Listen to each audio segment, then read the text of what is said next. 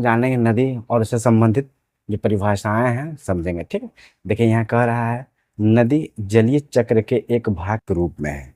तो जलीय चक्र क्या होता है समझ लेते हैं। देखिए सूर्य से जब गर्मी जब प्राप्त होता है तो जल का क्या होता है, वाष्पीकरण होता है। यही वाष्पीकरण वायुमंडल में संघनन होता है। संघनन होने के बाद ये धरातल पर वर्षा होती है और धरातल पर ये क्या जल का प्रवाह होता है, प्रवाह।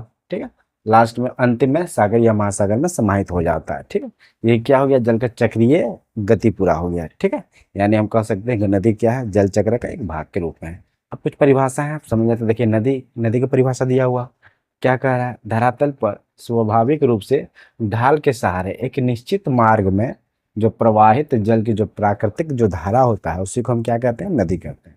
ठीक है, अब समझते हैं उद्गम स्थान।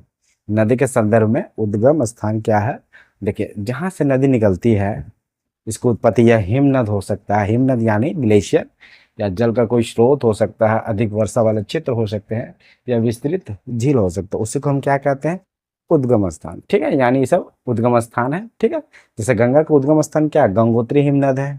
गंगोत्री क्या है, ग्लेशियर है।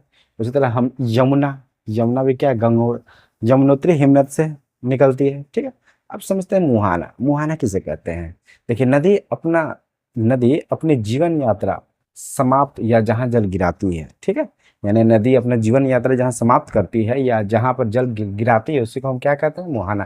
जैसे गंगा का मुहाना कहाँ है, बंगाल की खाड़ी में है। ठीक, उसी तरह जो सहायक नदी होता है, सहायक नदी क्या होता है, देखिए बड़ी या मुख्य नदी से निकलने वाली जो छोटी नदी होती है उसी को हम क्या कहते हैं, सहायक नदी। जैसे यमुना, घाघर, कोसी, सोन, ये किसकी सहायक नदी है, गंगा की।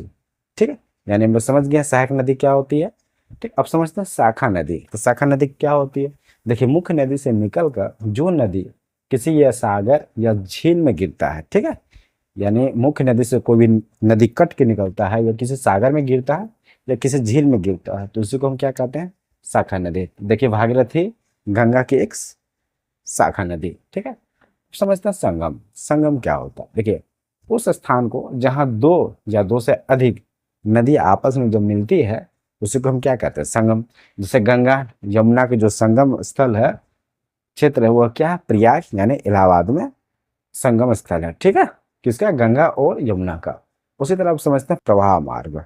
प्रवाह मार्ग क्या होता है, देखिए किसी नदी को उद्गम स्थान मतलब जहां से स्टार्ट होता है नदी, ठीक है, उद्गम स्थान से मुहाने तक यानी जहां नदी गिरती है उसी को वही मार्ग को हम क्या कहते हैं, प्रवाह मार्ग कहते हैं। ठीक है, अब समझते हैं प्रवाह क्षेत्र या वेसिन क्या होता है। देखिए कोई मुख्य नदी अपनी सहायक नदी सहित, यानी मुख्य नदी भी होना चाहिए